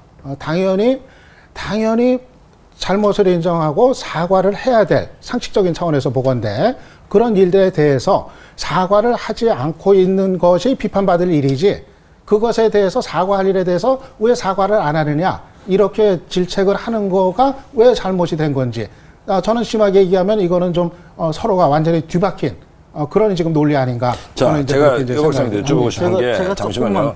인혁당 그러니까 피해를 본 가족분들한테 죄송하다는 말씀을 드리고 싶다. 그러니까 죄송이라는 표현이 사과의 표현 아닙니까? 제가 유 박사님도 뭘 잘못했으면 죄송합니다 하지 사과합니다 잘 안 하잖아요. 제 얘기는 박근혜 후보가 왜 저렇게 못합니까? 유신은 잘못된 거였습니다. 유신이 잘못된 거라고 얘기할 수 있죠. 요구할 수 있는데 거꾸로 제가 한번 여쭤보겠습니다. 박근혜 후보의 역사관을 들어야 되는 것이죠. 박정희와 그 시대에 대한 어두운 부분에 대해서 딸로서 또 대통령이 되고자 하는 지도자로서 어떤 관점을 갖고 있는가를 물어야 되는 것이고 정리된 입장을 드려야 되는 것이죠. 거꾸로 돌아가신 노무현 전 대통령께서 한국의 현대사를 반치기 성공한 역사라고 했습니다. 이미 하셨죠. 그럼 문재인 후보에게 거꾸로 물어봐야 됩니다. 반치기 성공한 나라가 OECD 가입을 하면서 이렇게 잘 사느냐, 이렇게 민주주의가 발달됐느냐. 그러면 한국의 현대사는 전부 부정의 역사인가? 그 부분을 문재인 후보는 어떻게 전개하고 있느냐. 최근 후보가 되신 이후의 발언과 행보를 보면 노무현 대통령의 역사관을 그대로 전개하고 있다. 그것 또한 정확히 물어봐야 되는 것이고 국민의 판단을 받아야 되는 부분이다. 저는 분명히 그렇게 생각을 합니다. 저는 이제 우리 유 박사님 말씀하시는 거 보면서 이 도처에서 정말 이렇게 악의적으로 계속적으로 그 공격을 하고 있구나라는 것을 오늘 다시 느끼는데요. 사실 그 박근혜 후보가 제가 아는 바로도 그 유신에 대한 사과 또는 과거사에 대한 어떤 자신의 견해를 드러낸 적이 한두 번도 아니고 제가 한 10여 차례 알고 있습니다. 그런데 아무리 해도 그것은 귀를 닫고 사과를 왜 안 하느냐. 뭐 이렇게는 사과 왜 안 하느냐. 저렇게는 사과 왜 안 하느냐. 그렇게 계속적으로 공격을 하는 것을 보면서 참 가슴이 아픕니다. 그리고 아마 지금 말씀하시는 그런 생각이시라면 사과가 아니라 뭘 해도 또 다른 요구를 하고 또 다른 요구를 하고 계속 반복적으로 궁극적으로는 모든 것을 항복받을 때까지 그런 말씀을 하시지 않을까 그런 생각이 들 정도입니다. 그래서 이런 문제를 그러면 요구하는 이유가 뭡니까? 그것은 말하자면 반대 세력에서 정치적 목적을 달성하기 위한 것 아닙니까? 아니 그게 굳이 그런 지금 말씀하시는 여러 가지가 대선 전국에 한정돼서 이제 토론하는 거죠. 그 대선 후보에 대한 검증 과정을 대신해서 나온 거고 거기에서 이제 의견을 나누는 거잖아요. 자연인인 뭐 박근혜 후보 의원님이나 이런 분들에 대해서 얘기를 하려고 하는 건 아니잖아요. 계속 그렇게 가서 제가 말씀드렸습니다. 이게 이제 대선 기간 중이고 공당의 후보들이 됐고 또 출마를 선언하고 이러니까 이런 문제들이 더 철저하게 또는 진위가 확인되고 이러는 수준까지 알고 싶어 하는 게 국민들이 알 권리라고 생각을 합니다. 예. 이게 이제 뭐 언어에 뭐 이렇게 꼬임수라든지 이런 거는 아니고 여하튼 오늘 이 토론도 그 조금 격한 용어가 사용됐다고 하더라도 기본적으로는 민주주의를 위해서 또 올바른 선택을 위해서 국민의 알 권리를 충족시키기 위해서 이렇게 열띤 토론을 하는 걸로 이렇게 생각을 합니다. 제가 한 말씀만 예, 드릴게요. 저 아니, 문제는 이제 정리하죠. 다른 얘기가 아니라 저는 이제 김 의원님이 이제 이제 이 문제가 이제 나오니까는 이제 이분법 또는 그 이제 정치적인 공격 이렇게만 이제 좀 이제 받아들이시는데 저는 이제 좀 그게 솔직히 조금 이제 유감스럽습니다. 이제 그런 부분들이 그러니까 사실은 이 논란이 이제 확산이 됐던 사회적인 배경 이런 게 저는 이제 근거 없다고는 생각을 안 하거든요. 그래서 그런 점도 좀 함께 좀 이렇게 좀 알겠습니다. 좀 들어주시면 제가 처음부터 동의하고, 이 대선 삼국지라고 했는데 역시 토론하다 보니까 박근혜 문재인 두 캠프 중심으로 자꾸 토론이 돼서 앞으로는 이제 이 안철수 후보 쪽의 사람도 꼭 이렇게 좀 초청을 해서 해야 되겠다 이런 생각을 제가 합니다. 이제 시간이 한 30분 정도밖에 남지 않았습니다. 그래서 이제 역사 논쟁은 사실은 지금부터 시작이다 할 수도 있지만 이쯤에서 아쉬운 대로 좀 마무리를 하고요. 안철수 교수와 관련된 문제 제기를 저라도 좀 해야 될 것 같아서 제가 이렇게 문제를 제가 던지겠습니다. 어제 그제 출마 선언하고 기자들과의 문답 과정에서 안철수 교수가 상당히 이 중요한 제안을 했잖아요. 박근혜 후보, 문재인 후보하고 좀 만나자. 그래서 좀 건강한 정책 경쟁을 하기 위해서 국민들 앞에서 좀 약속이라도 하자 이랬는데요. 민주통합당의 반응 또 새누리당의 반응이 즉각 나온 건 아닙니다만 지금은 좀 정리가 된 겁니까? 언제든지 만날 언제든지 수 있죠. 만날 수 있다. 근데 예. 그렇게 처음에는 왜 진위를 파악해봐야 되겠다 이런 반응이 나오지 않았습니까? 처음에는? 그건 아니고 예. 이제 제가 한 3개월 이렇게 후보 모시고 근접거리에서 쭉 했는데 저희는 안철수 이제 후보하고 우리 후보하고는 중간에 사람을 세울 필요도 없을 정도로 직접 이를테면은 통화도 할 수 있고 만날 수도 있고 의견도 나눌 수도 있고 그런 이전부터의 친분 관계가 있어요. 그래서 두 분이 예전부터 잘 아는 사이입니까? 웬만큼은 알고 계시고 이제 지인으로 치면은 정치적인 용어입니다. 문재인 후보와 민주당이 정권 교체를 해야 하는 절박한 심정을 가지고 있듯이 안철수 후보도 정권을 현재의 집권당이 아닌 그렇잖아요. 대선에 이기려고 이제 출마를 했지 않습니까? 역시 같은 정권 교체에 대한 절박감을 가지고 있습니다. 그래서 두 분의 정권 교체에 대한 절박감이 합쳐지는 게 단일화라고 생각을 합니다. 네. 그래서 지금 이제 사회자께서 이제 건강한 좋은 정책 경쟁을 통해서 국민에게 꿈과 희망을 펼쳐 보이자. 그래서 두 분에게 제안을 하는 형식으로 어제 그제가 됐네요. 네. 출마 선언을 한 거죠. 저희는 언제라도 좋고 언제라도 좋다. 그리고 네. 정책 경쟁을 통해서 아름다운 경쟁과 대선판이 되기를 바라죠. 알겠습니다. 네. 박근혜 후보 측은 그 제안에 대해서 입장이 정리가 됐습니까? 안철수 교수의 제안. 아니, 오늘 박근혜 후보가 네. 언제든지 만나겠다라고 이미 발표를 했죠. 네. 그것은 정리가 되어 있는데 이제 만나서 정책 경쟁을 하자라고 해서 정책 경쟁을 하자라고 만났으면 실제 그렇게 돼야 되는데 과연 그것이 그렇게 될지 오늘도 이렇게 직접 대선에 출마한 사람이 아닌 그리고 더군다나 정치 평론가까지 왔어도 이렇게 국민들이 보면 눈살 찌푸리게 이런 언사가 반복되는데 이것이 그런 표현은 조금 좀 자제해 주셨으면 좋겠습니다. 이것이 과연 국민들이 봤을 때 어떤 생각을 가질지 결국에는 만남 이후에 문제가 만약에 이 정당 사이에서 끊임없는 또 정쟁이 지속된다면 일종의 말하면 이 두 정당 자체가 구체제가 되고 이 새로운 정치를 그 요청하는 국민들이 더 늘어나지 않을까. 그래서 저는 만약에 만난다 하더라도 그 이후의 성과가 정말 있어야 되고 그런 완벽한 정도의 어떤 태세가 갖춰지지 않는 한 국민들에게 더 실망을 안겨줄 가능성이 있습니다. 그렇지 않겠습니까? 예. 정책 어떤 정책 대결을 하자는데 만나서 분명히 후보자들끼리는 그렇게 합시다라고 사진도 찍고 좋게 만나서 돌아서서 또 뭐 온갖 이야기가 오늘처럼 이런 이야기 계속 반복된다면 그것은 국민들로서는 알겠어요. 안 좋죠. 안철수 교수가 출마 선언을 하면서 제안했고 지금 이제 이틀 사이에 문재인 후보도 박근혜 후보도 못 만날 거 없다. 뭐 언제든 만나자라고 반응이 나왔다면 이제 만나면 되는 거네요. 그런데 지금 김재현 의원의 말씀은 그렇게 해서 만난 다음에 진정한 그 정책 대결로만 가야 되는데 그래 놓고서 나중에 뭐 또 서로 인신공격을 하면 오히려 안 만나니면 못하다 이런 말씀을 하신 거예요. 예. 자, 그 부분과 관련돼서 어떻게 보십니까? 평론가 두 분은. 아니 근데 대선을 꼭 정책 경쟁만 가지고 하는 겁니까? 검증은 불가피하죠. 더더군다나 안철수 교수는 이제 뭐 갓 정치에 입문을 했고 문재인 후보는 정치인으로서 서기 시작한 게 1년밖에 안 됐습니다.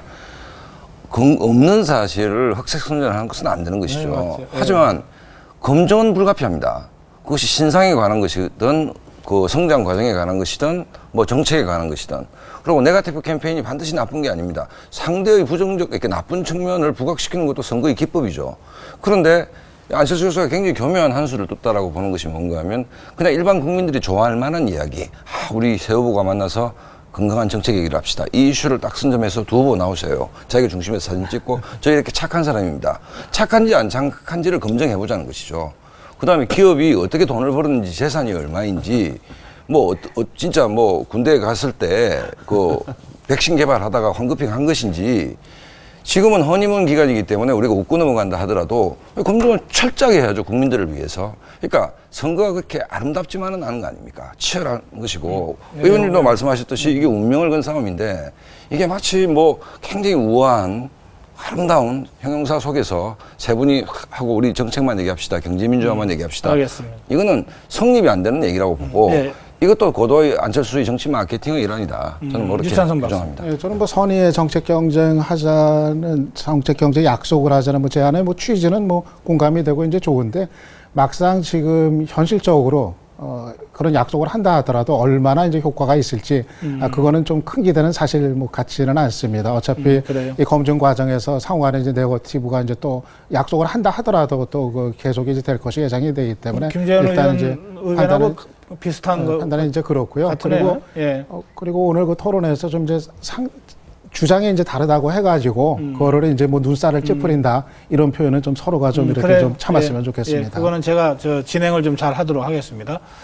지금 세 분이 뭐 말은 좋지만 그게 현실화 되겠느냐? 만난 다음에 오히려 더 안 좋을 수도 있다. 이런 의견들, 걱정 의견들 또는 정치는 원래 본질적으로 투쟁을 수반하는 거다. 이런 의견까지 있었는데 윤우덕 의원은 어떻게 보십니까? 저는 박 박사님 말씀에 일부 동의를 합니다. 이게 격동의 과정이죠. 그건 뭐 숨길 수 없습니다. 그리고 검증이라는 게 정책 검증이 제일 중요하죠. 그렇지만 이제 그 살아온 모습 그리고 또 뭐 요즘은 그런 것도 많이 하잖아요. 재산 형성 과정도 검증하고 그래서 대한민국을 책임질 사람으로서 그 제대로 된 정책적 식견을 가졌느냐 하는 거고 제대로 된 삶의 과정을 갖췄는가 그리고 그만큼의 도덕성과 책임성과 역량을 갖췄는가 이런 것들이 이제 검증이죠. 그래서 저는 뭐 종합적인 검증 속에 포함되는 그 정책 경쟁 이런 건 뭐 더 좋죠. 예, 국민들도 좋아하시리라고 봅니다. 알겠습니다. 한 20분 남았는데 이 시간에 이제 이 문제를 좀 집중적으로 다뤄봤으면 좋겠습니다. 시간이 충분하진 않습니다만 지금 이제 추석을 이제 한 열흘 정도 남겨놓고 있잖아요. 그리고 추석이 지나면 사실 판도가 좀 바뀔 수도 있어요. 추석 과정에서. 그리고 추석이 지나면은 벌써 뭐 D-80 앞에 70 막 이렇게 되면 정말 지금하고는 또 체감도가 달라질 것 같습니다. 그래서 이 새 후보가 이 시점에서 추석 민심을 염두에 둔 행보도 좋고 또는 뭐 꼭 추석을 염두에 두지 않더라도 앞으로 어떤 전략 기조로 가야 되겠다. 이제 두 분은 이제 직접 캠프에서 활동을 하시니까 우리는 이렇게 할 거다. 이렇게 좀 설명을 해주시면 좋겠고, 두 평론가께서는 좀 이렇게 가는 것이 좋지 않냐라든지 이렇게 가면 안 된다라든지, 또 두 분이 안철수 후보 얘기를 하기는 좀 적절치 않으신 것 같으니까 두 평론가께서는 안철수 후보 쪽의 얘기까지 좀 포함해서 그렇게 좀 말씀을 좀 들었으면 좋겠습니다. 먼저 박근혜 후보 측에서는 지금 상황에서 어떻게 지금 움직이시려고 무슨 계획 같은 걸 짜고 계신지 모르겠어요. 조금 곤욕스럽죠. 사실은 이제 그동안에 해오던 어떤 그 분위기를 또 분위기에서 조금 더 반전시키는 어떤 계기를 만들어야 하는데, 저는 이제 지금 당장에 좀 보여줄 수 있는 것이 그 선대위원회를 구성하면서 이제 박근혜 후보가 누구와 정치를 할 것인지를 좀 보여주는 것. 네. 그런 것을 좀 해야 될 것으로 보고, 그 다음에 이제 지금 사실 우리 그 민생 경제가 워낙에 나쁘니까 그에 대해서 좀 희망을 줄 수 있는 어떤 대안을 잘 좀 마련해서 이제 국민들이 그래도 뭐 우리 편을 좀 들어주는구나 하는 그런 생각을 갖도록 하는 이 두 가지가 참 중요하다고 보는데, 그런 것이 눈에 띄는 그런 그 변화를 금방 가져오기는 사실 어려울 겁니다. 그런데 어쨌든 그런 부분은 참 노력을 해야 하고, 그 다음에 이제 지금 뭐 여러 가지 우리가 비판을 좀 받고 있지만, 그러한 비판도 사실은 그것이 알고 보니까 뭐 이렇더라라는 정도로 그 구체적으로 어떻게 눈에 띄는 그런 모습을 좀 보여야 되리라고 봅니다. 지금 참 이 대선 캠프를 구성 중에 있는 거죠? 그렇죠. 이제 대선 기획단이 구성이 되어서 이 대선 기획단에서 선거 캠프, 대선 선거대책위원회를 전부 구성을 지금 하고 있는 중인데, 결국은 이 선거가 그 두 진영 일단 뭐 안철수 후보는 조금 다른 의미니까 두 진영 대 진영 싸움인데, 저희들은 그런 우리 그 후보를 보완할 수 있는 많은 인재들이 좀 이렇게 합류를 하는 그런 모습이 국민들에게 좀 희망을 줄 수 있지 않을까 그렇게 생각합니다. 정치권 외부 인사들이 좀 영입이 많이 될까요, 이번에? 노력하고 있습니다. 예. 알겠습니다. 네. 윤여석 의원님은 문재인 캠프를 좀 설명해 주시면 좋을 것 같습니다. 뭐 우선 추석 말씀을 하셨으니까 참 태풍 피해가 난 데를 두 번 이제 저도 갔다고 다녀오셨죠. 네. 이제 그 영향 때문이기도 하고, 이번에 성주 거기죠? 예, 경북 성주. 이제 뭐 시가지가 물에 잠겨서 가재도구 다 드러내고, 아니 이제 그러면 냉장고가 둥둥 떠다녔다고 하시는 그런 슬픈 얘기를 들었습니다.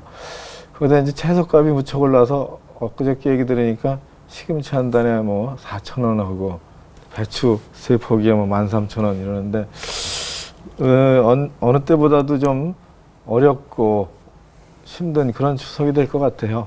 이제 그런데 정치권이 좀 희망을 줘야지 되고, 또 국민들의 삶이 내년에는 좀 더 나아질 수 있으리라는 좀 그런 뭐 좋은 소식들을 전해야 되는데, 그렇게 하도록 노력을 하려고 합니다. 그래서 우리 후보가 이제 제시하고 있는 게 이제 5개의 문을 열어서 2013년 좀 국민에게 희망을 드리고자 하는 그런 메시지를 가지고 있습니다. 그래서 일자리를 좀 더 많이 만들고, 그 중에서 청년 일자리에 많은 관심을 가지고 있어요. 일자리의 문. 예. 그리고 이제 복지국가의 이제 문입니다.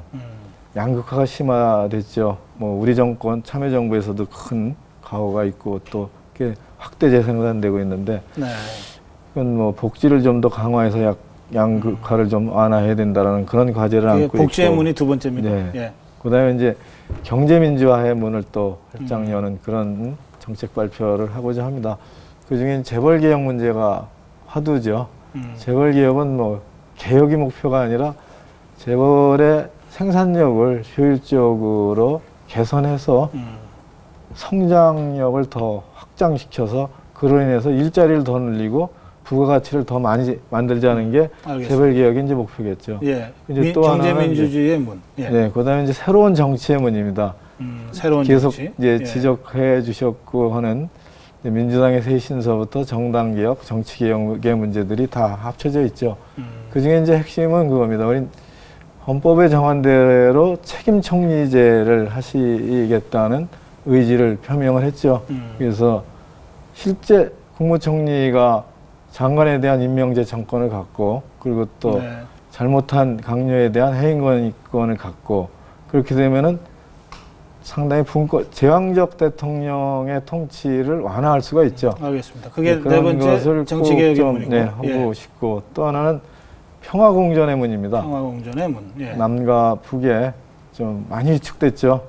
이 평화 기반을 강화하고, 역시 평화가 우리 대한민국의 경쟁력이 될 겁니다. 알겠습니다. 그래서 그런 예. 희망의 메시지를 그 추석에 임하는 그래서 이제 또 말씀하시죠. 캠프로서 열심히 하고자 합니다. 그래요. 예. 그래 이제 말씀하세요. 우리가 이제 정치인들이 사실 이렇게 참 좋은 말씀 하시는데, 이제 국민들이 느끼면 그 평화공존부터 뭐 책임 총리제 계속 나오던 이야기인데, 그런 이야기를 들으면 또 이 실감이 이제 안 와닿는 거죠. 그리고 늘 하던 말 또 하고 한다.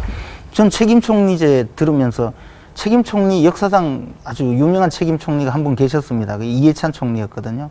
근데 별로 그때 이렇게 국민들이 이렇게 박수를 많이 치는 그런 기억은 좀 없었는데, 그래서 이런 것이 조금 더 국민들한테 조금 더 이제 구체적인 이야기가 맞습니다. 됐으면 좋겠어요. 네. 근데 그거죠. 이제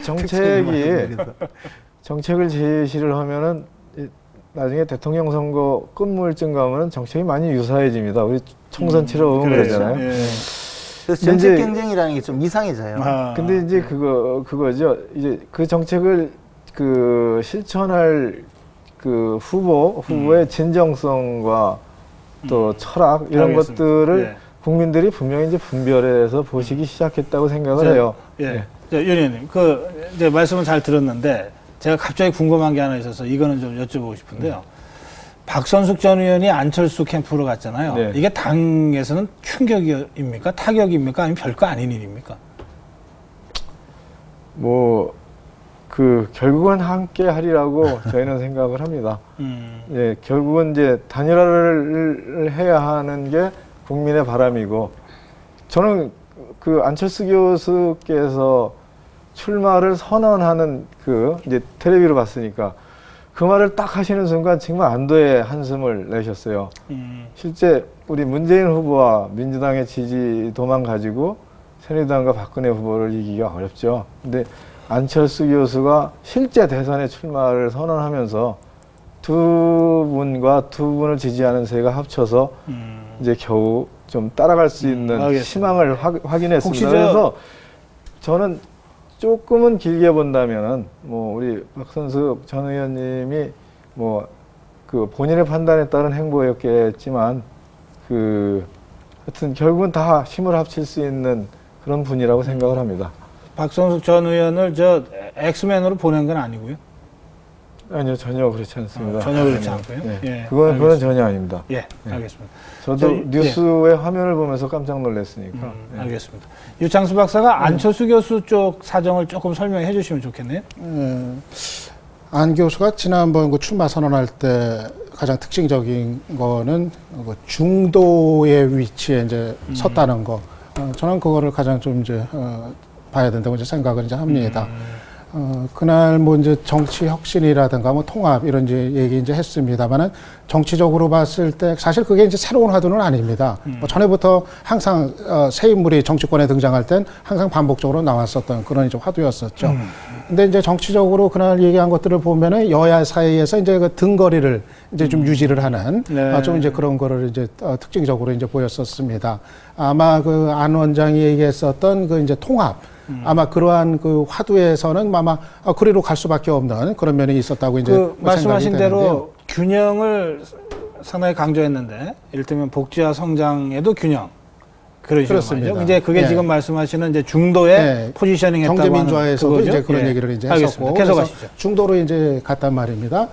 그렇게 봤을 때 이게 이제 문재인 후보하고의 이제 관계에 있어서 결국은 이 지지 기반이 좀 차이가 날 수 있다. 이런 거를 의미한다고 이제 봅니다. 안 원장의 이제 그 중도로의 그 이제 그 포지셔닝, 이거는 아무래도 그 이제 중도층, 이거를 이제 우선한 그런 이제 위치 설정이라고 이제 할 수가 있겠고요. 그렇게 되면은 또 상대적으로 흔히 얘기하는 전통적인 야권 지지층, 네. 좀 성에 안찰수가 있습니다. 왜 중도냐? 또 분명히 좀 가야 되는 거 아니냐? 이런 이제 요구들이 있을 수가 있습니다. 아마 그런 전통적 그 야권 지지층들 같은 경우는 문재인 후보 쪽으로 또 이동할 이런 가능성도 좀 이제 있어 보입니다. 그래요. 그렇기 때문에 이 범야권의 그 두 주자의 어떻게 그 지지 기반이 비슷한 것 같으면서도 적지 않은 그 이제 차이가 성격상 그건 있을 거 가지고 일종의 역할 분담이라고 설명할 수도 있나요? 중도는 안철수가 공략하고 전통적인 야권은 문재인이 정리해서 나중에 합치면. 그렇죠. 이제 아마 야권 입장에서는 가장 이상적인 거는 네. 그래가지고 단일화가 이루어졌을 때 야권의 전통적인 그 야권 지지층 플러스 중도층 이게 그대로 합해진다면 이제 가장 이제 이상적인 그런 네. 결과가 되겠죠. 근데 이제 변수는 결국은 그 단일화 과정이 얼마만큼 아름답게 그렇게 이루어질 수 있을 것이냐, 네. 아니면 상당히 좀 진통 속에서 어렵게 알겠습니다. 이루어질 것이냐, 그거에 따라서 그 여부가 판가름이 그런 전략 나겠죠. 구상이 가능하다는 설명을 하셨고, 이제 그런 맥락에서 안철수 교수가 앞으로 어떻게 움직일 것 같습니까? 안 교수는 아마 안 원장은 뭐 지금 아마 그 출마 선언의 기조 위에서 아마 계속 움직일 수밖에 없을 거로 일단 이제 예상이 이제 듭니다. 그러니까 중도를 공략하는 방향으로. 그렇죠. 그러니까는 어떤 그 통합을 이제 화두로 이제 내걸었기 때문에 그 기조에 이제 맞는 아마 그 현충원 참배에서 거기서 이제 그 바로 이제 문재인 후보하고 이제 좀 다른 방식을 택했던 것도 그런 맥락이 될 거고 앞으로 있게 되는 계속되는 행보에서도 그거는 아마 좀 일관되게 나올 가능성이 크지 않겠나 그렇게 이제 봅니다. 일각에서는요, 그러다 보면은 문재인 쪽으로 가는 게 아니라 박근혜 쪽으로 가서 박근혜 안철수 단일화도 가능하다 뭐 이런 얘기도 있잖아요. 그거는 가능성이 없다고 그건 봅니다. 아니다. 왜냐하면 그거는 뭐 복잡하게 얘기할 거 없어요. 지금 안철수 원장 주변에 있는 인물들, 이미 포진해 인물들이? 있는 인물들 그 면면을 보면은 대략 어느 성격인지 그거는 뭐 쉽게 그건 가늠이 아니다. 될 알겠습니다. 거예요. 예, 박상환 박사님. 전반적으로 평을 하셔도 좋고. 그러니까 이제 박근혜 후보나 새누리당 입장에서는 이제 이번 대선이 최소한 대관식은 아니다라는 건 명확해졌습니다. 이제 박근혜 후보가 대관식을 하는 형식적인 대선이 될 거다라는 것은 아닌 것 같아. 쉽게 말해서 박근혜 후보가 현상 유지 전략으로 쉽게 이길 수 있는 선거 구도는 절대 아니다. 그러니까 위기 상황이다라고 봐지고 문재인 후보는 어쨌든 이제 낙동강 전선에서 시작해서 이번 이제 경선을 거치면서 이제 정치 지도자로서 성장돼가는 과정이죠. 그다음 민주당이라는 기반이 있고. 그다음에 이제 안철수 교수로부터 이제 당 쇄신에 대한 압박을 받고 있습니다. 이제 이걸 어떻게 풀어나가느냐, 쇄신의 내용. 근데 지금 선대위 발표한 내용만 놓고 보면 결국 쇄신이라는 것은 인사를 통해서 나오는데 기대만큼 뭐 새로운 획기적인 뭐 그건 없다. 예를 들어서 안대희 정치쇄신위원장을 안대희를 하고 경제민주화의 아이콘인 김종인을 발탁하는 이것과 수평적으로 비교를 해봤을 때 과연 국민들이 어느 정도 만족할지는 저는 좀 의문이다라고 봐지고 어쨌든 박근혜 후보와 문재인 후보는 유리벽 속에 있다고 봅니다. 이제 문제는 안철수 교수인데 저는 아직도 이제 시작이면서도 과연 안철수 교수가 지지도를 유지해 나갈 것인가에 대해서 회의적인 생각을 하는 것이 뭐냐면 정치라는 것은 말은 어떤 말인지 할 수 있습니다. 중도 지향의 말을 할 수 있는데 결국 누구랑 함께 하느냐가 중요합니다. 그 누구에 있어서 별로 준비되어 있다는 느낌이 안 든다. 결국 이제 박선숙 뭐 전 사무총장께서도 오시고 네. 뭐 하지만 결국 안철수와 그 사람들의 어떤 균질성 또 오랫동안 정치적인 어떤 토론을 통해서 형성된 당 정도는 아니더라도 최소한의 세력들이 보여져야 되는데 예. 좀 급조된 느낌이 있다. 그렇다면 앞으로 대선 행보를 해나가는 데 있어서 안철수에 대한 검증이 본격화 되고 그게 정책 검증이든 그분의 능력의 리더십에 대한 검증이든 본격화 됐을 때 급격히 빠질 가능성이 있다. 왜냐하면 이 마케팅만 가지고 신비주의 마케팅만 가지고 하기에는 현실 정치가 그래 넉넉한 공간은 아닙니다. 그러니까 본격 안철수의 리더십에서 검증이 들어간다면 의외로 안철수는 급격히 빠질 가능성이 높다라고 봐집니다. 네. 알겠습니다. 이제 뭐 마무리할 시간이 다 돼서요. 짧게 이제 마무리 인사 말씀 겸해서 한 말씀씩만 좀 듣겠습니다. 뭐 사실 두 분이 이미 대선판에 계시기 때문에 지지를 호소하시는 말씀이 마무리 말씀일 수밖에 없으니까 좋습니다. 그리고 평론가 두 분도 뭐 국민한테 또는 이 방송을 보시는 시청자들께 뭐 이 점을 좀 유념해 주십시오. 이렇게 뭐 호소하셔도 좋습니다. 김재현 의원께서 먼저 시작하시죠. 참 하여튼 해방 이후에 우리나라 대선이 여러 번 있었지만 상당히 좀 당혹한 선거죠. 더욱이 우리 같이 이제 정치 일선에 있는 사람들은 참 국민들에게 그동안에 얼마나 희망을 주지 못했으면 이런 선거 구도가 형성이 됐을까 하는 자괴감도 있는데요.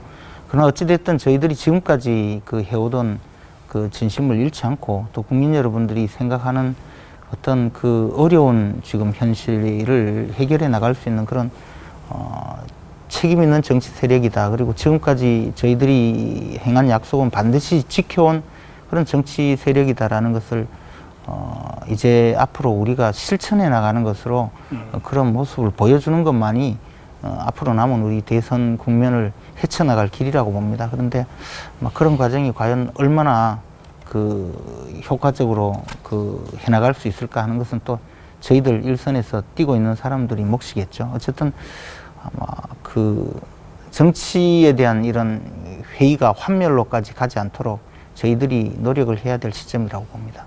예, 고맙습니다. 윤우덕 의원님.